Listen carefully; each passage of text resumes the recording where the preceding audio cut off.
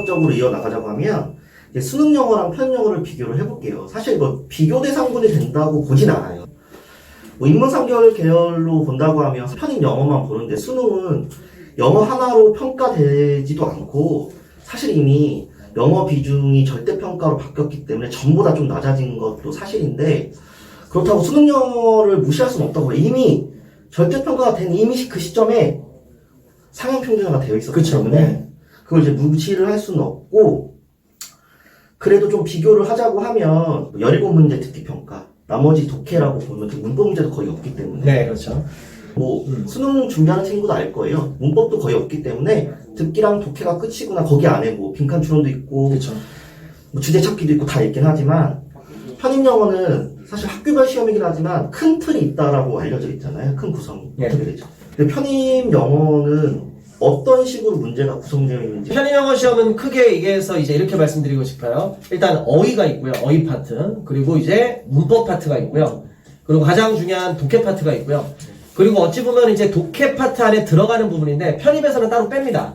논리 파트라고 해서. 그래서 어찌 보면 빈칸 채우기 그 문제 스타일이죠. 그래서 요 네 가지로 많이 구성되고, 물론 학교에 따라서 어찌 보면 생활영어도 좀 나오는 경우도 있는데 뭐 그건 거의 안 나온다고 생각하시면 되고요. 그래서 어휘, 문법, 독해, 그리고 독해 안에 어찌 보면 포함되어 있는 논리 파트까지 해서 이렇게 포함이 되고요.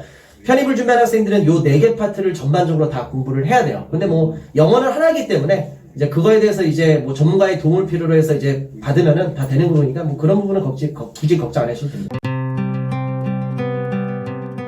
이미 충분히 아시고 계실 것 같긴 한데 이번 9월 모평이에요. 네. 학생들이 많이 물어보는 것 중에 하나가 수능 영어하고 난이도 차이가 벌어진다는 거는 네. 아무리 얘기하고 매해가 지나도 늘 물어보는 것 중에 하나인데, 그걸 이제 뭐 속 시원하게 얘기해주는 사람은 사실 별로 없으니까.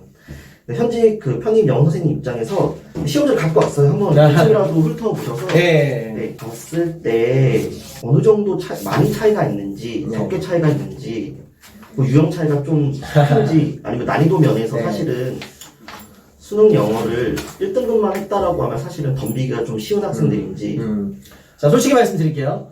자, 일단은 편입 영어에 대해서 학생들이 많이 고민하는 부분 중에 하나가, 특히 이제 기존에 공부를 좀 많이 안 해봤던 학생들, 그러니까 이제 노베이스라고 많이 얘기를 하는데요. 그 학생들이 제일 걱정하는 부분이 딱 그 부분입니다. 들어는 봤어요. 편입 영어가 정말 어렵다고 하던데요. 솔직하게 말씀드릴게요. 가장 어려운 시험이 맞습니다. 그러니까 우리나라에서 보는 모든 영어 시험 중에서 어찌 보면 뭐 수능도 그렇고 뭐 공무원 시험도 그렇고요. 뭐 토익, 토플, 탭스 다 합쳐서 편입 영어 시험이요. 물론 몇 개 학교는 좀 제외하도록 하겠습니다. 근데 전체적으로 봤을 때는요. 난이도가 가장 위긴 합니다. 그래서 영어 공부를 거의 안 해봤던 학생들이 그 두려움이 있죠.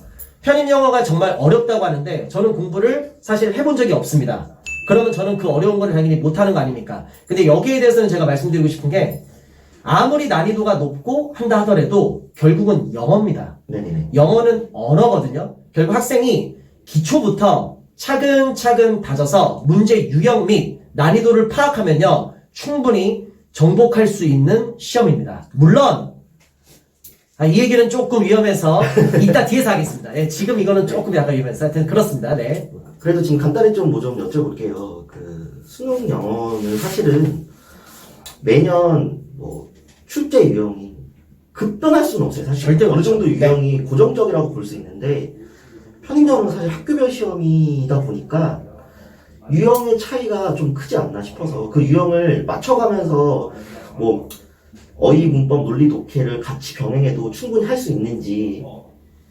문제 뭐 유형이 조금 다를 수 있긴 하고 난이도도 다르긴 하지만 이제 결국은 같은 영어 시험이다 보니까 이제 수업을 할 때 어찌 보면 이제 전문가들은 이제 그게 결국은 공통적인 걸 찾거든요. 그래서 어찌 보면 전반적인 학교로 대상으로 해서 우리가 공부를 하기 때문에 학생들이 걱정하는 중에 그것도 하나 있어요. 학교별로 문제 유형 및 난이도가 다르니까 공부 방향을 다 달리해야 되지 않을까? 그럴 필요 없습니다. 어찌 보면 큰 틀로 딱 잡고요. 그 줄기대로 쭉 가면 되고요. 마지막에 그 학교 기출문제를 통해서 문제 유형 및 난이도를 파악하면요. 앞에서 공부한 제대로만 돼 있다면은 고득점 분명히 할 수 있고요. 합격할 수 이게 있습니다. 언어다 보니까 기본적으로 내가 실력만 확실하게 갖춰준다라고 하면 어떤 문제든지 풀 수 있다라는 거죠. 스타일만 조금 나중에 그렇죠. 확인하면 되는 거고. 네. 그리고 이제 또 추가적으로 질문을 하자면 학생들이 이것도 많이 질문해요. 학생들이 어휘, 문법, 독해야 고등학교 내에서도 되게 많이 다루는 내용이니까 논리도 해야 된다라고 얘기를 하게 되면 근데 논리는 뭐예요? 그렇죠. 라고 진짜 많이 물어봐요. 근데 논리에 대해서 좀 설명을 좀 해줄 수 있을까요? 고등학교 수능 영어랑 좀 비교를 했을 때. 그러니까 이게 이렇게 생각하시면 될 것 같아요. 저희가 알고 있는 독해 지문, 뭐 길이가 짧은 것도 있고요. 뭐 길이가 좀 긴 것도 있고 한데, 뭐 단문, 장문이라고 하겠습니다. 뭐 단문이 있고 장문이 있는데 거기에서 이제 출제자가 빈칸을 하나를 뚫어놓습니다. 어찌 보면 수능이랑 거의 똑같은 패턴이에요. 근데 이게 단순히 문제를 푸는 게 아니고요. 물론 이제 해석으로 해서 어느 정도 잡아내는 것도 있지만 편입에서는 그 문제를 풀기 위한 장치가 있습니다. 그래서 출제자가 문제를 그냥 내는 게 아니고요. 어떤 장치를 근거로 해서 약간 뭐 수없이 하는 얘기지만 플러스 마이너스로 접근을 한다든지 뭐 순점이나 역점으로 접근하든지 해서 그런 부분들을 많이 배우게 돼요. 그래서 솔직히 말씀드리면 이렇게 얘기할게요. 논리에 대해서 학생들이 많이 부담도 느끼고 그리고 학생들이 걱정도 많이 하는데 솔직히 그 걱정이 맞습니다. 왜?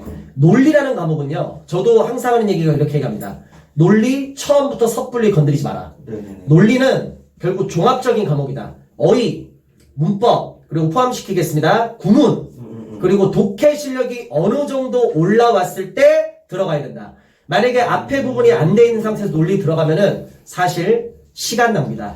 이렇게 쉽게 얘기하는 학생들도 있어요. 논리는 단어만 잘 외우면 돼. 절대 아닙니다. 되게 위험한 발언인 거죠? 절대 위험한 발언. 그러니까 물론 조건은 깔리죠. 문제 나올 때 A, B, C, D에 나와 있는 어휘를 알아야 되겠죠. 그래야지 논리 문제를 풀 수 있습니다. 그럼 일단 A, B, C, D에 나와 있는 어휘를 아는 게 일단 필요하고요. 그 다음에 두 번째, 그 지문에 관련돼서 우리가 이제 어떤 얘기를 하는지를 파악하기 위해서는 문장의 구조를 볼 줄 알아야 됩니다. 그러면 결국은 문법이 필요하겠죠. 그리고 그거를 해석을 해서 글 쓴 사람이 나에게 무슨 말을 하고 싶으냐. 이건 독해죠. 그래서 지금 제가 말씀드린 어휘, 문법, 독해가 어느 정도 올라왔을 때는 논리에서 한 70%, 80%는 어느 정도 완성은 됩니다. 그런데 그거 갖고도 안 되겠죠. 결국 논리적인 부분에서 나머지 20, 30%를 가능하면 전문가 도움을 받아서 반드시 채워야 합니다. 어떻게 보면 논리가 가장 편입영어에서 완성도 높은 문제라고 그렇죠. 해도 좋죠. 예. 좀 공감하는 것들 중에 하나가 저희가 이제 국어강사다 보니까 솔직히 어휘야 뭐 그렇다 치더라도 어휘 문법이 어느 정도 세팅이 돼야지 어려운 비문학 지문에 대한 이해도가 조금 높아지거든요. 비문학 같이 좀 어려운 분야의 지문 같은 경우는 내가 단순히 글을 읽을 수 있느냐 없느냐의 문제가 아니라 글을 정확하게 읽고 이해해서 이걸 다른 곳에 내가 적용해서 반영할 수 있는지가 확인이 돼야 된다는 건데 지금 말씀하신 걸로만 보면 편입 영어도 우리말도 어려운데 그렇죠. 어려운 영어 지문을 단순 독해가 아니라 그렇죠. 그 글을 진짜 완벽하게 내 걸로 이해할 수 있어야 된다는 거죠. 그렇죠. 거기서 이제 좀 완성형이 논리라고 봐도 좋고 그래서 생각하시면. 어디 가서 뭐 논리는 단어만 많이 외우면 된다 진짜. 라는 말 조금 조심해야 될 말로 정리하겠습니다. 네.